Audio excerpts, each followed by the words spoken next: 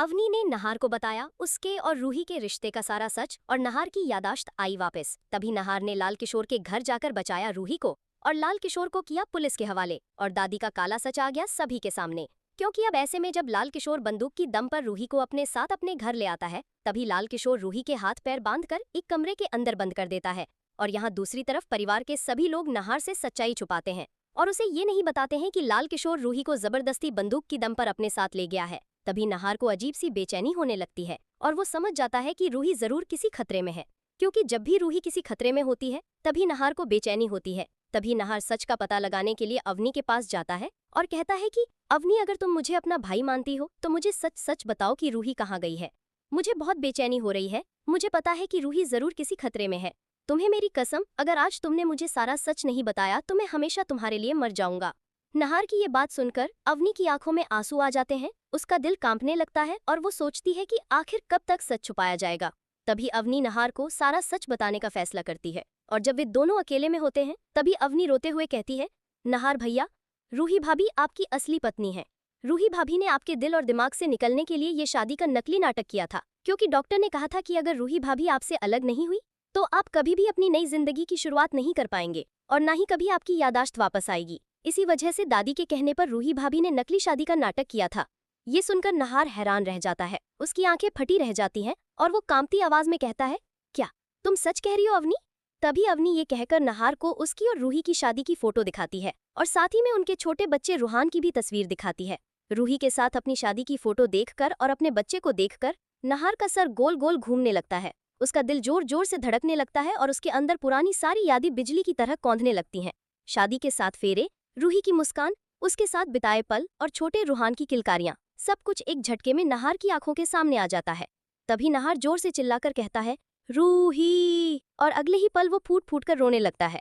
नहार की आंखों से बहते आंसुओं को देखकर अवनी भी भावुक हो जाती है और कहती है, भैया, अब आपको सच पता चल गया है तो जल्दी से रूही भाभी को बचाइए। लाल किशोर उन्हें जबरदस्ती अपने घर ले गया है, हम कुछ कर नहीं पाए क्योंकि उसके हाथ में बंदूक थी।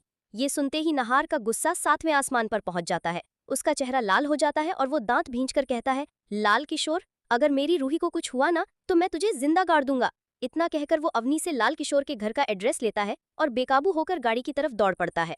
वहीं दूसरी तरफ लाल किशोर कमरे में बंद रूही के पास खाना लेकर आता है और मुस्कुराते हुए कहता है, देखो रूही, मान लो मेरी बात, आज हमारी सुहागरात है, गुस्सा करना अच्छा नहीं है। ये सुनकर रूही लाल किशोर की तरफ घृणा से देखती है और उसके हाथ से खाना छीनकर जमीन पर पटक देती है। रूही गुस्से से चिल्लाती है, तुम्हारी औकात नहीं है मुझे छूने की, मैं सिर्फ नहार की हूँ और हमेशा उसी की रहूंगी। ये सुनकर लाल किशोर का चेहरा बिगड़ जाता है, उसकी आंखों में पागलपन उतर आता है और वो रूही की तरफ झपटकर कहता है, अगर तुम मुझे अपनी मर्जी से नहीं मिलोगी तो मैं जबरदस्ती तुम्हें अपना बना लूंगा। वो रूही को पकड़कर जबरदस्ती करने लगता है। रूही पूरी ताकत से खुद को छुड़ाती है और जोर जोर से चिल्लाने लगती है, नहार जी, मुझे बचाइए, नहार जी।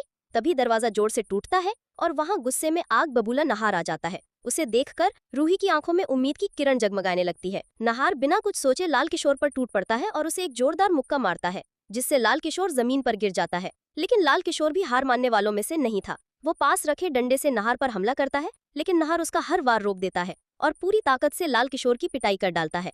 आखिरकार मार खाते खाते लाल किशोर थक कर नहार और रूही के पैरों में गिरकर माफी मांगने लगता है, मुझे छोड़ दो, मुझसे गलती हो गई। लेकिन नहार उसे गुस्से में उठाकर कहता है, अब तेरी जगह सिर्फ जेल है। तभी वो पुलिस को बुलाता है और लाल किशोर को जेल भिजवा देता है। नहार रूही को गले लगाकर घर वापस ले आता है।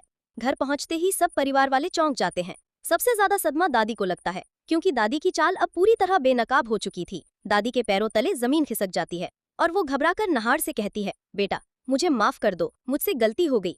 लेकिन नहार अब सख्त हो चुका था। वो दादी की तरफ देखकर कहता है, दादी, आपने मेरी रूही को मुझसे अलग करने के लिए हर हद पार कर दी। आपने दादी होने का रिश्ता भी कलंकित कर दिया, इसलिए अब आप इस घर में रहने के लायक नहीं है। इतना कहकर नहार दादी को धक्के मारकर घर से बाहर निकाल देता है और नहार रूही एक हो जाते हैं। तो दोस्तों, अगर आप चाहते हैं कि नहार और रूही की जोड़ी हमेशा सलामत बनी रहे और उन्हें उनका बच्चा रूहान जल्द से जल्द मिल जाए, तो आप इस वीडियो को लाइक करके चैनल को सब्सक्राइब कर लें और कमेंट में लिखें, I love Nahar and Ruhi. Hello guys, कैसे हैं? उम्मीद करता हूँ कि मस्त होंगे गाइस। देखिए, मैं अभी बैठा हूँ पेड़ के छाँव में, देख सकते हैं। और यहाँ ये मेरा छत का नज़ारा आया हुआ है। मिलते हैं वीडियो में।